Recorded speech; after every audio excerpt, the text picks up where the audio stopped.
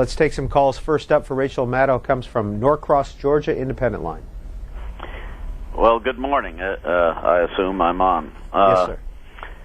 I actually called to talk to Mr. Winter, but I have a few questions. Number one, if she would comment on the I don't know if she saw the previous segment, but the ethics of a gentleman who will defend the Bush administration on, for instance, justifying the war in Iraq by blaming a gentleman, or if you call Saddam Hussein a gentleman who killed his own people while we were supporting him in doing it. But I would wonder, since I called on the independent line, and I generally vote Republican in my congressional district for Mr. John Linder, but yet I detest Republican politics in the general election. Maybe she can comment on my hypocrisy, and I'll hang up and listen to this. Thank you, sir. Rachel Maddow, any comment to that caller? Sure. Well, I'll take them in turn. I'm not sure I know about how to respond to the hypocrisy comment, but I will say on the war, I think that what's interesting on the war now is that we're no longer just seeing revision of the justifications for why we went to war. For a long time we saw that. We saw it was weapons of mass destruction, it was nuclear weapons. No, we went there to liberate them from a dictator. No, we went there because there was fraud in the oil for food program. No, we went there because the women wear burqas. No, we went, there was this entire, he resisted the United Nations. There was this constant revision for the first couple of years of the Iraq war for why we went in. And I think we're seeing a change this year to, rather than changing justifications for why we went, because if you think about that, if you're talking about the justifications for why we went, the people who made the decision to go are still undeniably the Bush administration. Now we're starting to see the change from justifications to blaming new people. And so the failures in Iraq and the disaster for our country, that is Iraq, let alone for that part of the world, is no longer explained by justifications for why we thought it was a good idea to go. But now we're blaming, for example, the Iraqi government or the Iraqi people or Iran and Syria and neighboring countries who we don't like for why things have gone so wrong there. And so, sure, you can blame Saddam for why Bush decided to depose him, but Saddam has also been hung by our occupation-installed government. So he's no longer a convenient scapegoat, I think.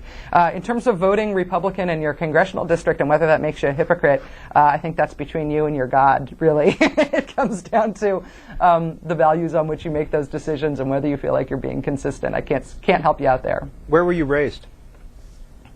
I was raised in the San Francisco Bay Area in a little town called Castro Valley, which is east of San Francisco, quite near Oakland. I went to the public school system there, and my parents still live in the house that I grew up in. What do they do? My dad is an attorney. He works on water rights issues in California, which means that he works on an arcane and very important part of the law because water politics are kind of at the root of all politics in California. My mom she retired recently, but she was a school administrator at the public school where I went to middle school. She ran a state program there called the School Improvement Program. And does your father work for corporations or for farmers or for whom?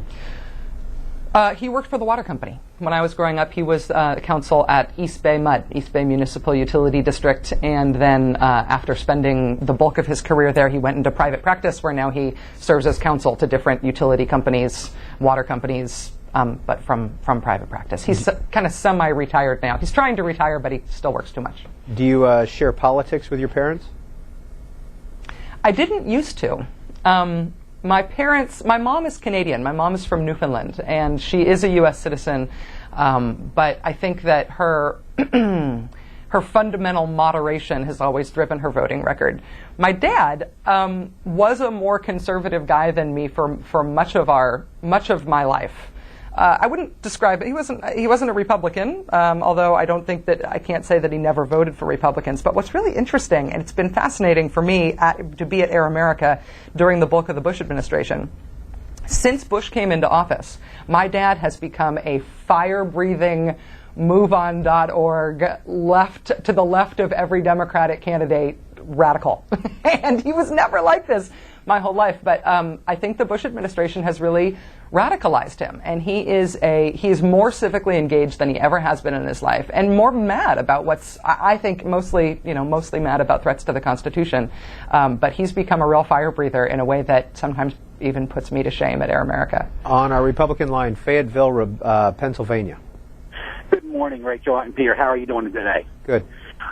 Real quick comment. Democrats came into power 8 months ago. I'd like to know, what have they accomplished? Besides having record low poll numbers, in fact, I think Zabi came out showing the Democrat Congress at 20%, the lowest rating since they started taking polls. All they have really done is just continue to bash Bush. To me, they hit a new low when, before the bodies were even recovered from the bridge collapse, they were blaming the government for the money that was spent in Iraq, even though Minnesota had a record surplus. And you look at the huge amount of revenue governments take in off the gas tax. Oil companies make about 10 cents a gallon. You add up state, local, and federal taxes, anywhere from 50 to 60 cents. And I really think, Rachel, your party is in panic mode over this report coming out in September, because your party has invested its political future in the U.S. losing in Iraq and the economy tanking. And you have one Democrat, James Clyburn, who said, quote, "It'll be a real problem for us if the report comes back as positive."